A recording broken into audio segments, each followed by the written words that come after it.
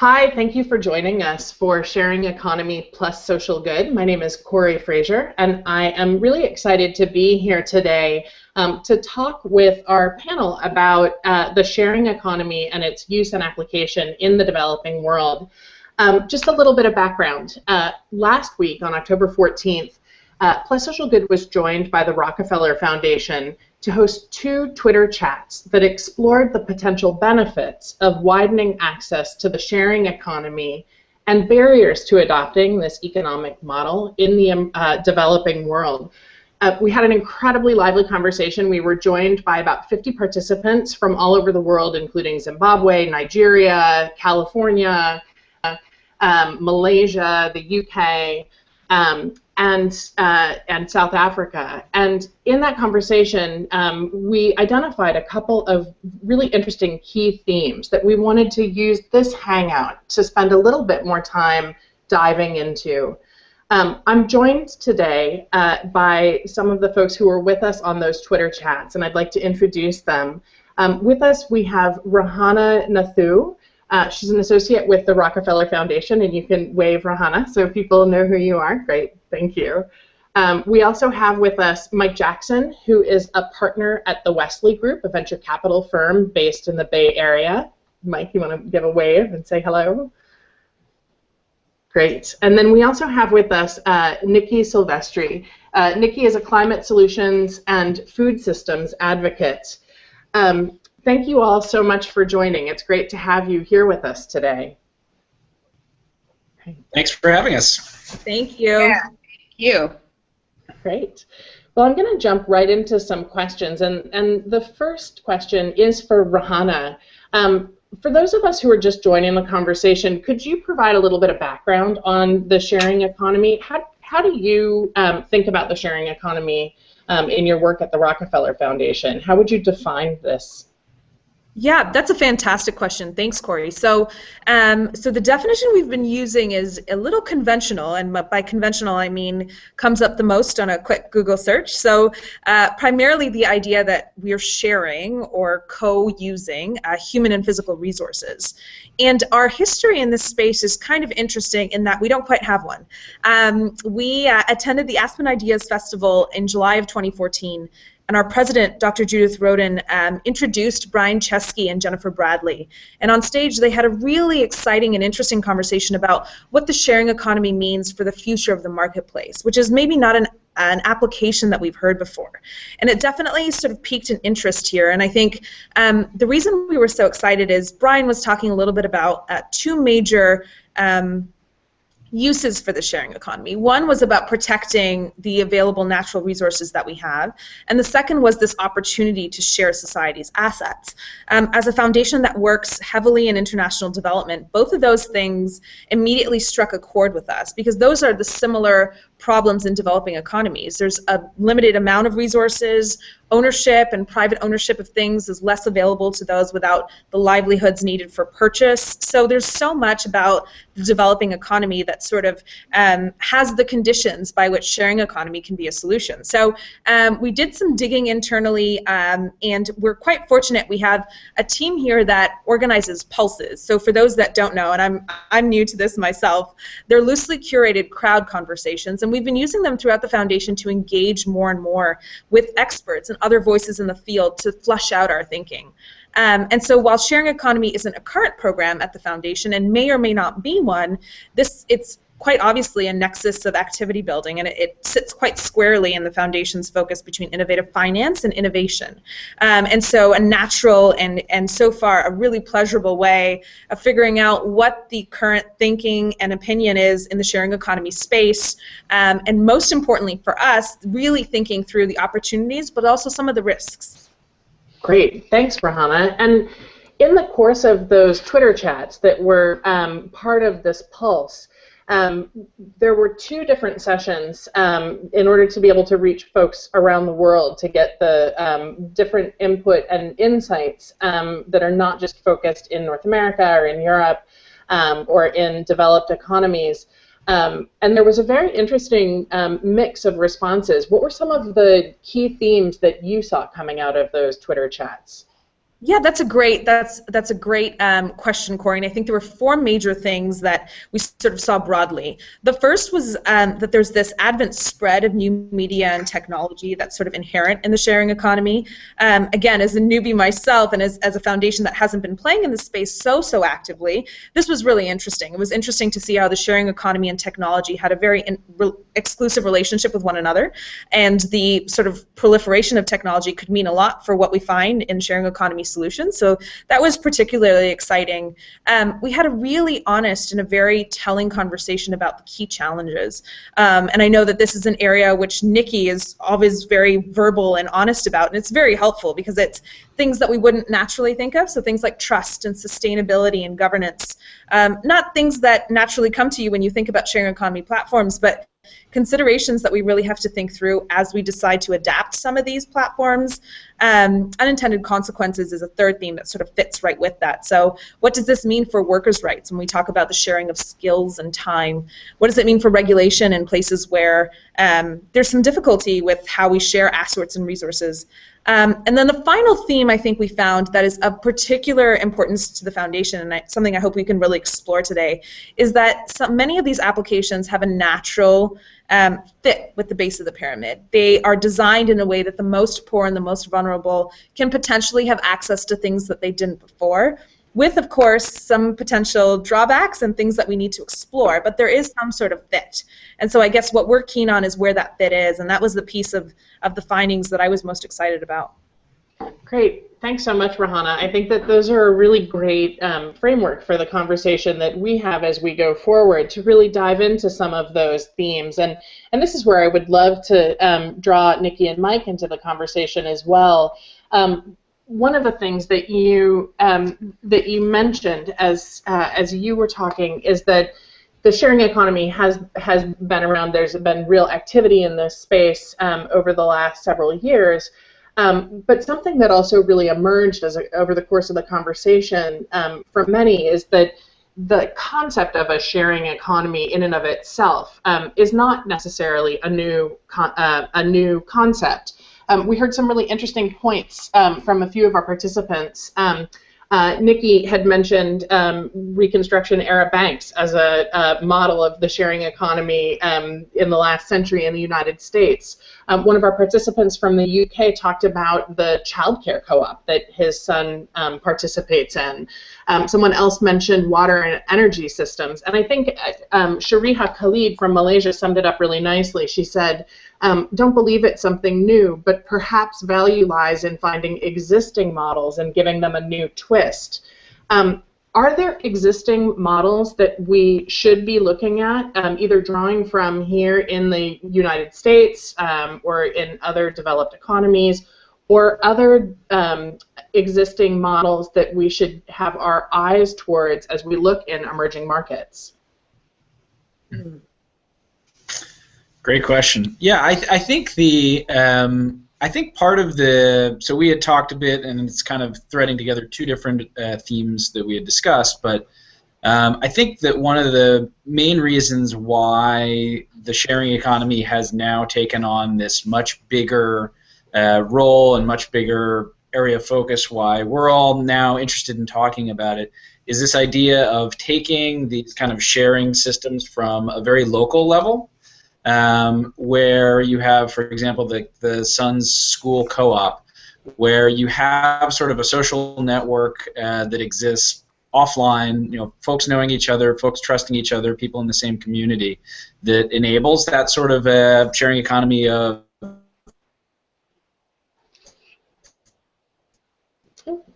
why don't you take my son's old shoes, I'm going to borrow your daughter's training wheel by scale.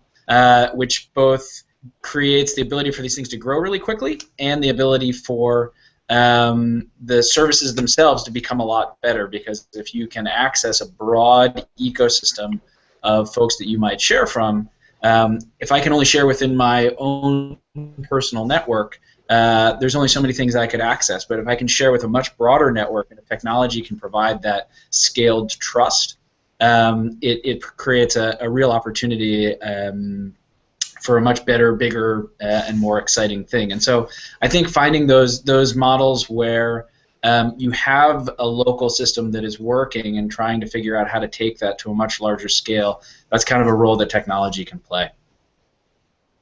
Thanks, Yeah. Mike. Nikki, yeah. I was just going to say, I think that when looking at current examples, it's important to understand the context that those examples arose within.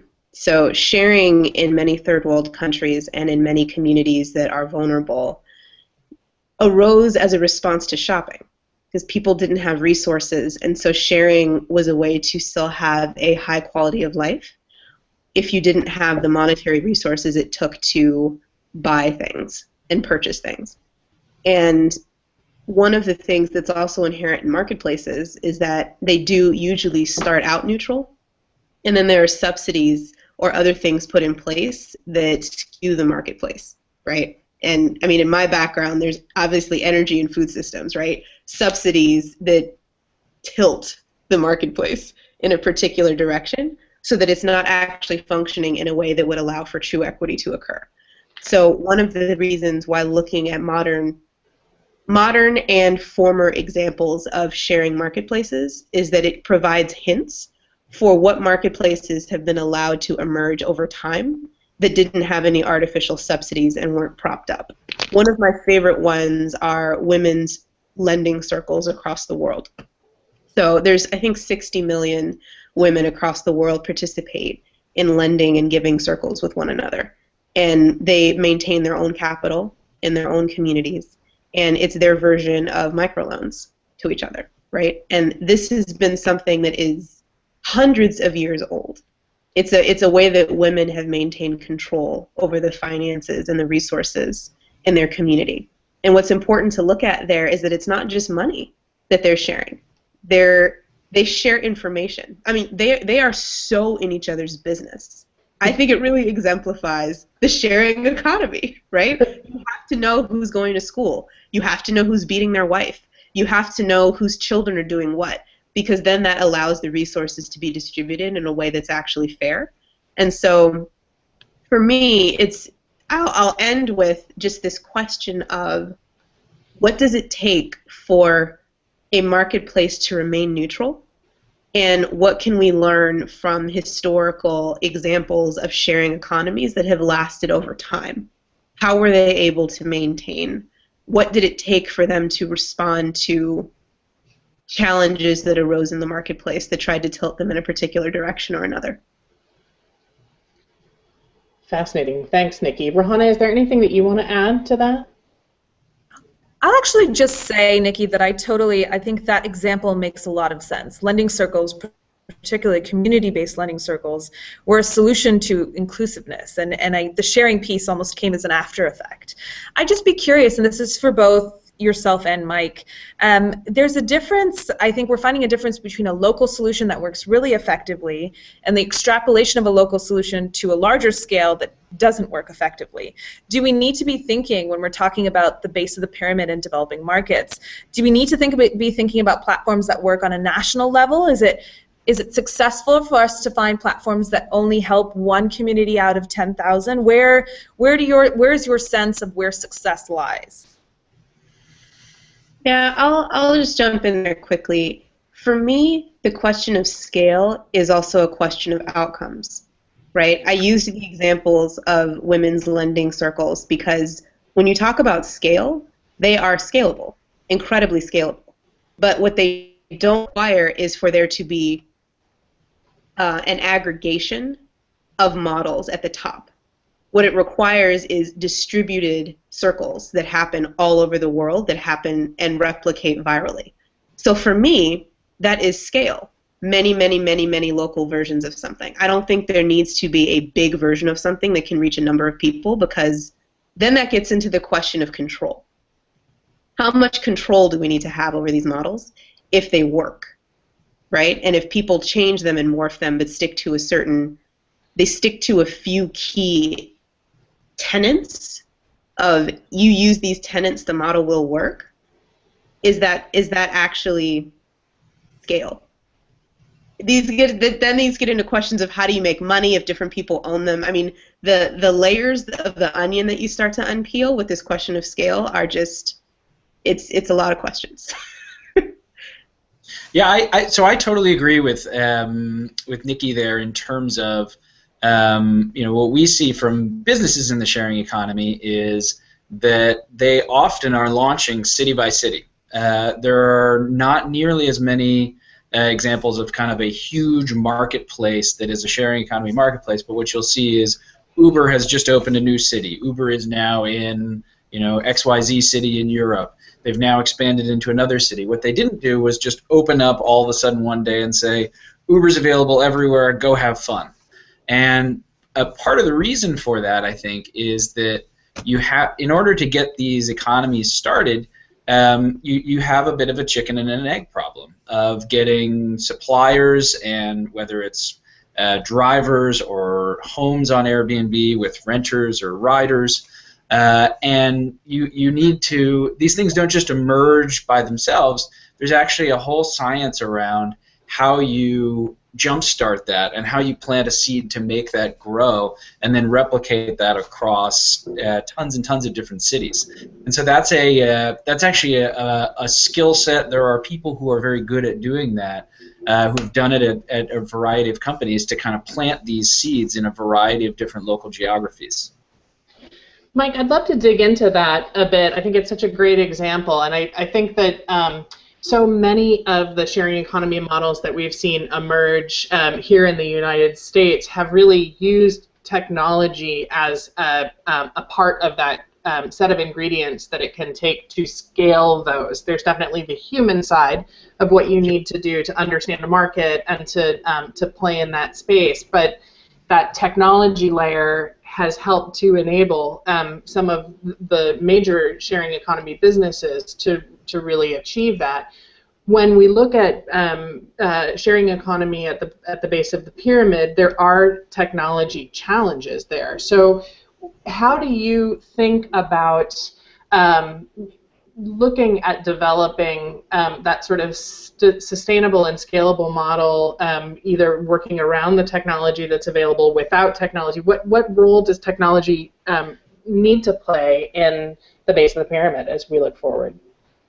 Sure. So I mean, what you've certainly seen in the context of a couple of different industries with telephones, and we're starting to see it with power generation, that the base of the pyramid is skipping the system that we built, which is these huge phone lines that travel all over the country, these giant centralized power generation stations that are going to transmit electricity all over the country, and instead you're seeing a distributed model make a lot more sense.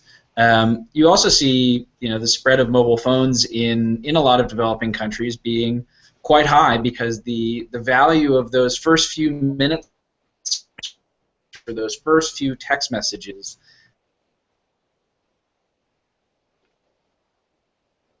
can be at the bottom of the pyramid actually spend quite a bit, much more than I do, per unit of energy to buy electricity. They just don't buy very much of it. And so so what some of these models are going to enable, I think, is that they're going to create revenue opportunities for folks that create a stronger incentive and a faster payback for, hey, maybe I will get that new piece of technology, whether it's moving from no phone to a non-smartphone, or from a non-smartphone to a smartphone, because they create value associated with making that move. So a taxi driver in Delhi being able to find a rider, if he has a phone that enables him to use something like Uber, well, that makes a lot of sense to actually maybe invest in that, whereas before it didn't. So, but again, it's kind of a chicken and an egg issue where it's hard to get these things implemented, but they also help to create a pull for more technology. And I'd just like to piggyback on that really quickly, because it's such an important point, and I want to make sure that we don't lose it, right? If you're talking about the bottom of the pyramid, so many third world innovations that have happened over the last few years, 10 to 20 years, have been because mobile phones and different simple technologies have gone into these countries and gone into these communities and just bumped it up a bit, people's sophistication and ability to interface with one another. So my curiosity is developing platforms that use flip phones, right? And I have personal experience with this because working with grassroots organizations, we had a whole smartphone interaction with people who were privileged enough to have them, and then we had a whole text messaging interaction, like actually separate programs for different types of people that had different types of technology, right? But the point was that we assumed everyone had different versions of access to technology, which is true. And when you're talking about the developing world, they do. So I hope to see sharing economy platforms develop that use flip phones and that are able to use existing technologies to allow for a vast majority of people to just have a higher level of sophistication with things that they're already using. Mm-hmm. Great. Well, and I think it really highlights one of the other key insights that came out of the Twitter chat is as we look at what are the ingredients to successful models in any community, whether it be a vulnerable community in the United States or a community in an emerging market, that there's a huge need to really understand the audience and the constituents and potential consumers, but also to establish a sense of trust and with that group, and to ensure that those accessibility issues are addressed. I'm quite interested, actually, in some of the models that we had heard about from our participants on the Twitter chat around the world, as we look at examples of successful models that they felt like had achieved that bar of really working within the community, within the existing realities. Just a couple of quick examples. Sifiso Mapuzo in Zimbabwe had mentioned Hypercube Hub, which allows tech startups to co-work in one space as one model. There are a number of emerging new apps and platforms in Asia that are really serving specific local needs. Grab Taxi was one that was referenced by Sharia Khalid in Malaysia. The Paradigm Initiative in Nigeria is a social enterprise that's connecting underserved Nigerian youth with ICT opportunities and is a sharing model there. Project Agos in the Philippines is a crowdsourcing model to respond to natural disasters. So how do we build on the lessons learned and the best practices that come out of these examples and others to really replicate the success for these models in emerging economies? Rahana, I'd love for you to take a first cut at some of your thinking on that. What are some of the key ingredients that we need to look at? Yeah, one of the things that I think I was most excited and fascinated about is how much is already going on. And I think Mike and Nikki both talked to the fact that technology is so integral in the way that these platforms work. And some of the difficulty in the emerging market context is that the needed infrastructure for technology to really work in the way that it works in Canada or the United States, or insert developed country here, it's not the same. And so one of the things that was interesting when we sort of sourced this list of cool things that were happening is that they required human capital in so many ways. They were, yes, a physical amount of space, but people donating their time or their energy or their expertise, which was really an interesting dimension to think about. I mean, in many of the emerging markets, the largest asset is population, its size, its number of people that are available and willing and searching for work. And I know that there are inherent sort of conflicts in how we use each other's time and we use each other's skills, and there's some dangerous areas with that too. But something that I think that I personally didn't quite have a grasp on is how much human capital is a major asset in the developed economies. So some of the functions or the programs that we were interested in is we have a program here at the foundation. It's called Digital Jobs Africa, and it's thinking about some of that. It's thinking about youth employment. It's thinking about its application to ICT. It's thinking about how to maximize the skills we have in a certain region for a certain set of corresponding tasks. And so I'm escaping your question a little bit, Corey, but just to say that I think we're thinking about it. I think that we know that there is a human capital surge in these places.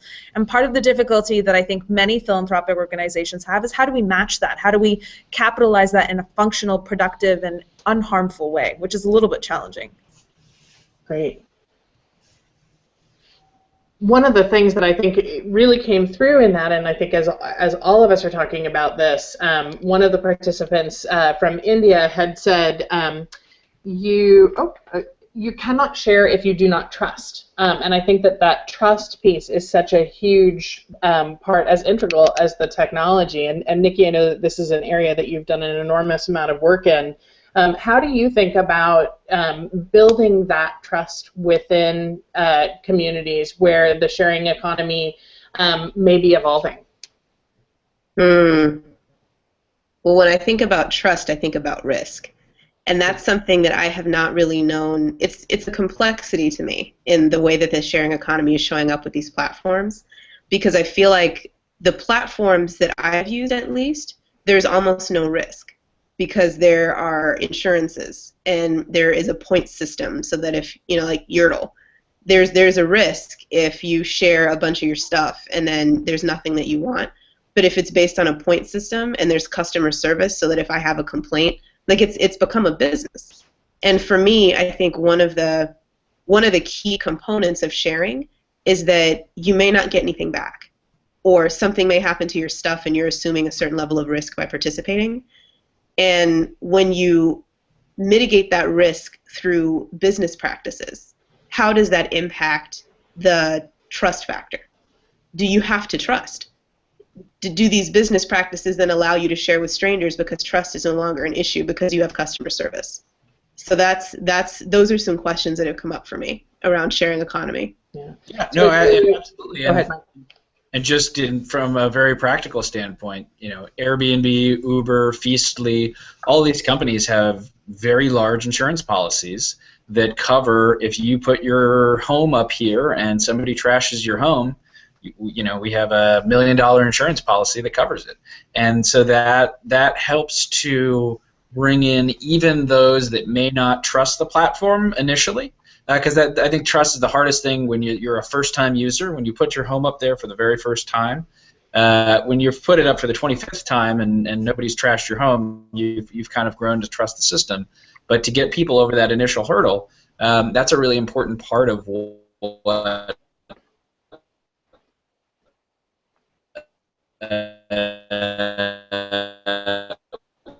what a lot of these companies have done is literally giving you an insurance policy and say,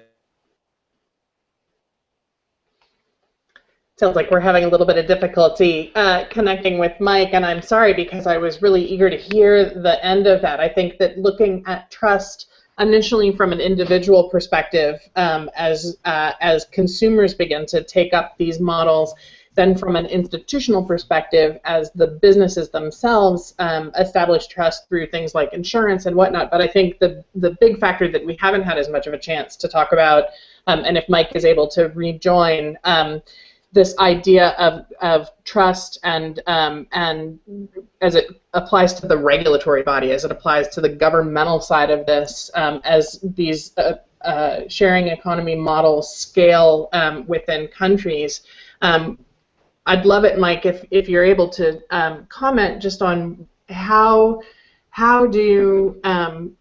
does the regulatory environment impact this both at a regional and national level as we look at the sharing economy?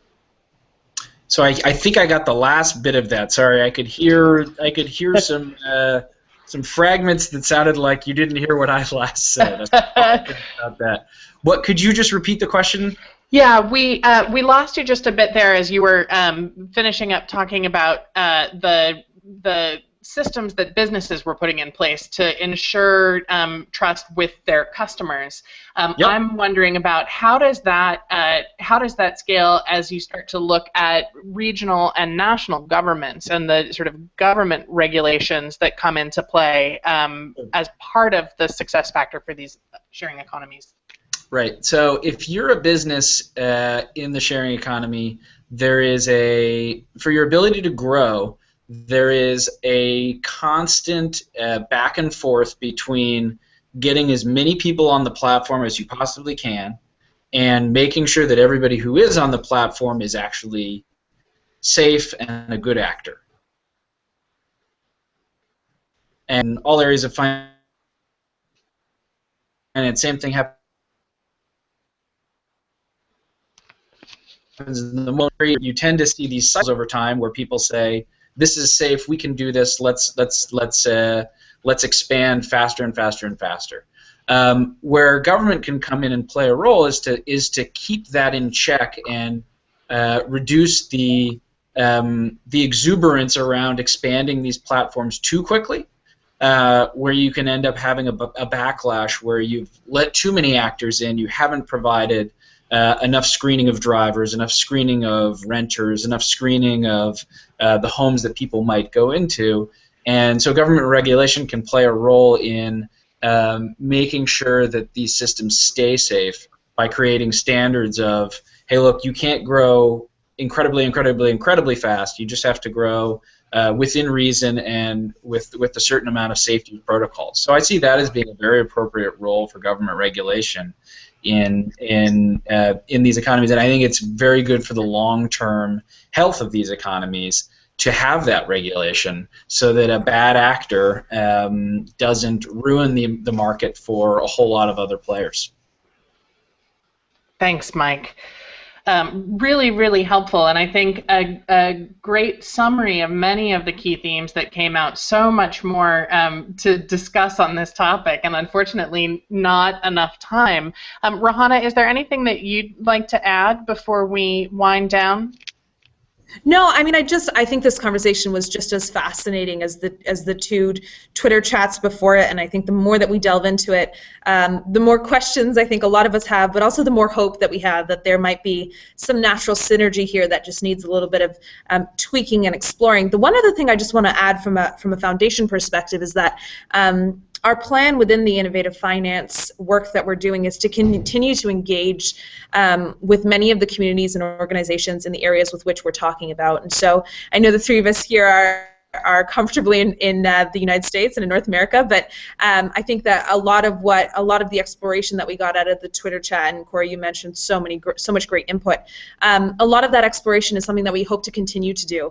And I think the benefit of having experts like Mike and Nikki on this call is that we can get a better understanding of what is working and then look more for innovation and entrepreneurship locally. So quite excited to continue the conversation. Thanks so much, Rahana, and thanks to you as well, Mike and Nikki. And to your point, Rahana, I would say that we are really eager to continue this conversation on Plus Social Good. So for those of you who are watching this online, you can search for RF Sharing Economy on plussocialgood.org. That's Plus socialgood.org. And you can also tweet any comments that you may have using the hashtag RF Sharing Economy.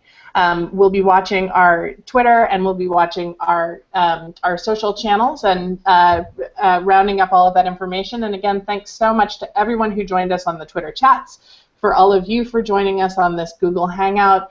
And thanks in advance to all of you at Plus Social Good who join the conversation as we go forward. Thanks so much. Thank you. Great, thanks.